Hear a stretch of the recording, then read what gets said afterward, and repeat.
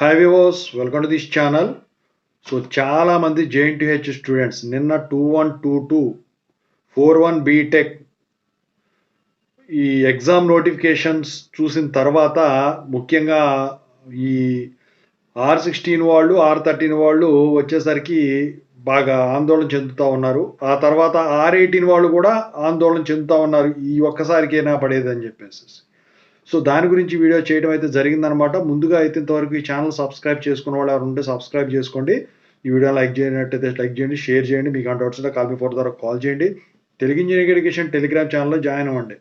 ఈ వీడియోకి ఒక హైప్ ఉండి ఇక టాపిక్లో వెళితే ఏంట్రా నాయన అంటే, ఇప్పుడు ఛాన్సెస్ అయిపోయినాయి అని చెప్పేసి చాలామంది బాధపడతా ఉన్నారు. మీరు బాధపడాల్సిన పని లేదు, భయపడాల్సిన పని కూడా లేదనమాట.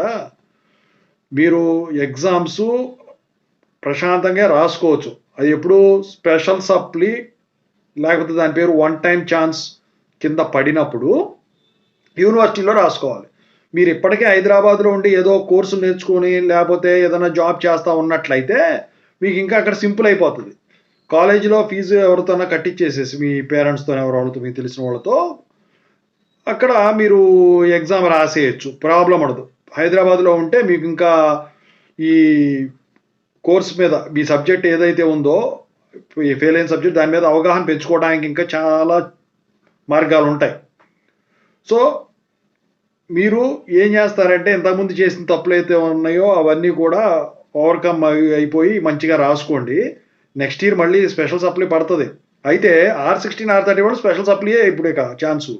ఇక R18 వాళ్ళు ఉన్నారు చూశారు, నెక్స్ట్ ఇయర్ నుంచి వాళ్ళకు కూడా పడవు. ఓకేనా? అది కూడా ఫస్ట్ బ్యాచ్ వాళ్ళకి పడవు. 2018 జాయినింగ్ వాళ్ళకు, 2019 జాయినింగ్ వాళ్ళకు. ఓకేనా? సో ఇదే ఆఖరి ఛాన్స్ కింద మీరు కన్సిడర్ చేసుకొని ఖచ్చితంగా అయితే మీరు ఈ ఎగ్జామ్స్లో పాస్ అవడానికే ట్రై చేయండి. ఓకేనా? సో అంతే తప్ప మళ్ళీ నెగ్లిజెన్స్ చూపించారంటే మాత్రం మళ్ళీ మీరు కూడా స్పెషల్ సప్లీ పోవాల్సి వస్తే ఎవరో కూడా వరీ అవ్వాల్సిన అవసరం అయితే లేదు. అయిపోతుంది, నో ప్రాబ్లం. చక్కగా రాసుకోండి. 1-2 సబ్జెక్టులు ఉన్నా ఎన్ని సబ్జెక్టులు ఉన్నా కూడా యూనివర్సిటీ పోయి రాసుకోవచ్చు. సిలబస్ మారదు, రెగ్యులేషన్ రూల్స్ మారవు, అలాగే వచ్చేసరికి పేపర్ వాల్యుయేషన్ మారదు. మీరు ఎగ్జామ్ రాసే విధానం ఒకటే మారాలి. ఇదండి.